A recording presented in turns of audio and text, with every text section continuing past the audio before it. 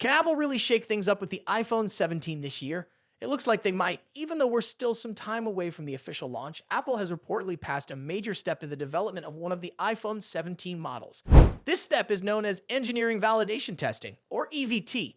It's not a flashy moment for most people, but it's a pretty big deal behind the scenes. At this stage, Apple finalizes the hardware, which means the design, internal parts, and features are mostly locked in. This is one of the early checks in Apple's process before mass production.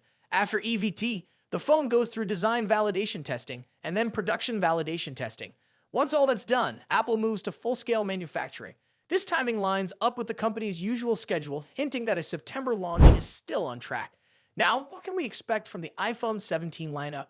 Reports suggest Apple is sticking to 4 models this year, but there's a twist.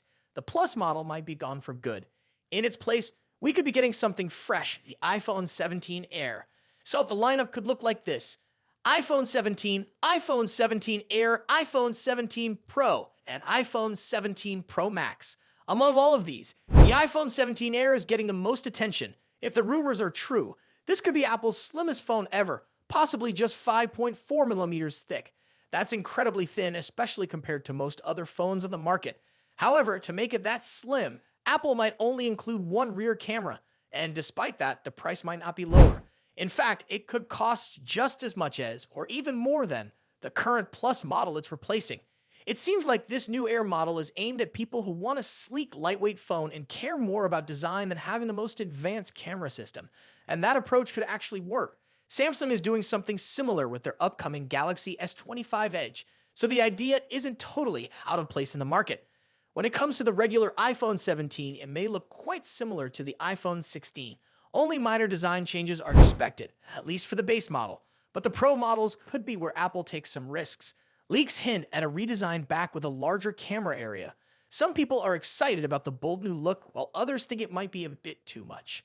This kind of design change could spark mixed reactions, just like previous redesigns have done. There's also talk about a big improvement in the camera system, especially for the Pro models. Right now, the telephoto lens is 12 megapixels, but that might be upgraded to 48 megapixels. That would be a major improvement, especially for zoomed-in shots and portraits. It's the kind of change that could make a real difference for users who love taking photos and want sharper, more detailed images.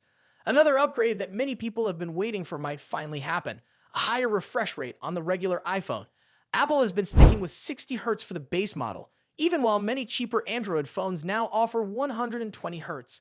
But that might change with the iPhone 17. If the base model moves to a 120 Hz refresh rate, users will notice smoother scrolling and better animation performance right away. It would bring the experience more in line with what users already get on the Pro versions. So even though the iPhone 17 might not look drastically different on the outside, Apple is clearly making meaningful updates where it matters. From camera upgrades to a possible new model focused on design and better displays on the base version. These are changes that users will likely feel in day-to-day use. If you're curious about what Apple has planned and want to stay updated on all the leaks, features, and announcements, don't forget to like this video and subscribe to the channel. We'll keep bringing you the latest updates as they come out.